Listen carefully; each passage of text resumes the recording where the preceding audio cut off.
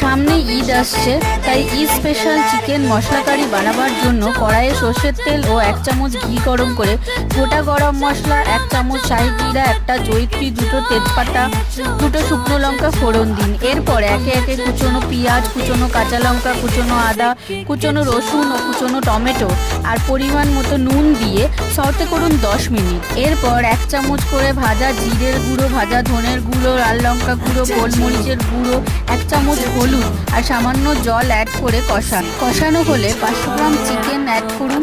তারপর 10 মিনিট কষান। আগে থাকতে কেটে রাখা আলু অ্যাড করে নেড়ে চেড়ে নুন ও পরিমাণ মতো জল দিয়ে 15 মিনিট সেদ্ধ হতে দিন। চিনি অ্যাড করুন। 2 চামচ সর্ষের তেল গরম করে কুচনো পেঁয়াজ ও নুন দিয়ে বেরেস্তা ভেজে নিন। কিছুটা কাজু ভেজে নিয়ে সামান্য জল দিয়ে মিক্সিতে পেস্ট করে নিন আর চিকেনে অ্যাড করুন। এরপর কুচনো ধনেপাতা ওপর দিয়ে ছড়িয়ে 5 মিনিট অপেক্ষা করলেই এই চিকেন কারি রেডি।